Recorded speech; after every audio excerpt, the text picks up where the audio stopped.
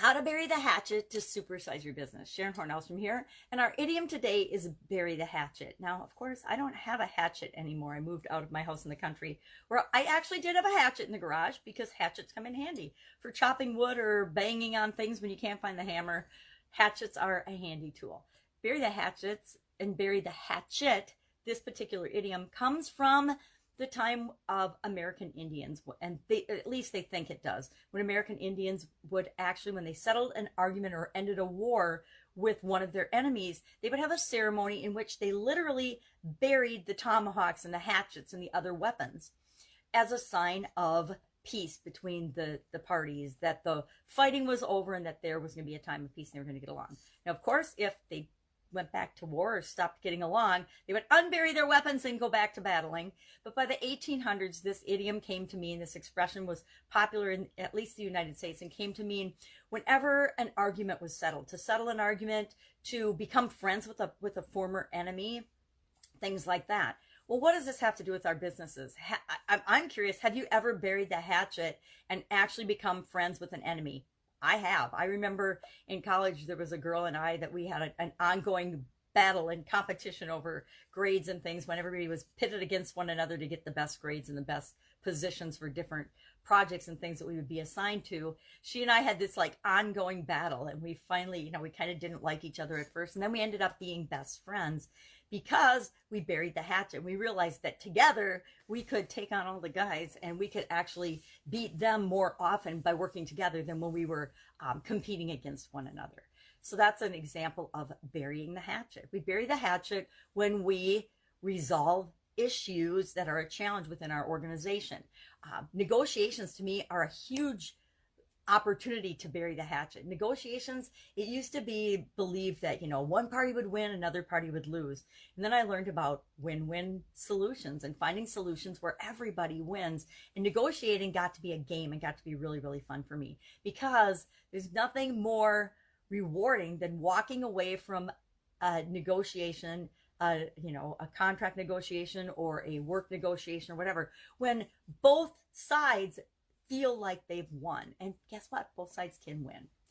Contracts, mediations, settlements, etc. Been involved actually in more of those than I care to admit in my lifetime. But for the most part, I've always left them feeling better than when I came. Not always, but almost always. There's been a couple of rare exceptions to that. So how do you bury the hatchet in your organization? Sometimes you find yourself being a referee between people that work in your organization. Sometimes you find yourself being a referee, or you need a referee between you and a competitor. And we can solve and resolve many of those things by communicating, by sharing our expectations, by actually getting to know one another. So often when we have disagreements and arguments or are upset with someone else or about something else, it's because we don't have the information. We don't have all the facts. We don't really know what's going on. So a lot of times getting more information will allow us to bury the hatchet.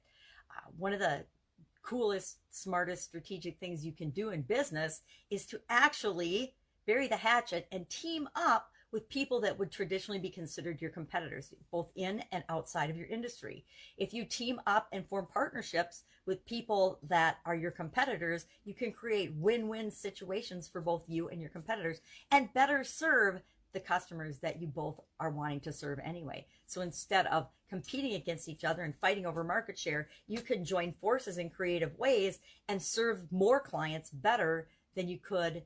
The synergy is created when people come together. So burying the hatchet with competitors is a real positive and productive strategy. It's why businesses go out and they buy up all of their competitors. It's one of the fastest ways to grow and supersize your business. Another way I think that we need to bury the hatchet is to acknowledge and mark milestones in our businesses and our companies. Sometimes we forget to do that. And the other thing that the burying the hatchet reminds me of is that forgiveness and letting things go it's always a choice that we have.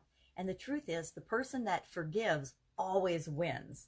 I didn't say forget. I said the person that forgives somebody's mistake or somebody's misdeed wins, it doesn't mean we forget that it happened. It doesn't mean we don't learn the lesson from it, but we let go of the negative energy and the negative charge that can infest our business and our energy and make it harder for us to go forward. So remember to let go of things that don't serve you anymore and to forgive people for the mistakes that they make. And that's a form of burying the hatchet too. Just settling an argument, settling a disagreement, settling anything, improving communication, all ways to bury the hatchet in your organization.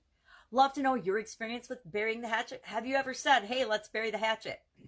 I've definitely said to my kids, hey, let's bury the hatchet, meaning let's put this argument to rest and get over it and move on with our lives. Have an amazing day. I'll be with you tomorrow with another interesting idiom. What does it mean? Where does it come from? And how could you use it in your business right now? Take care.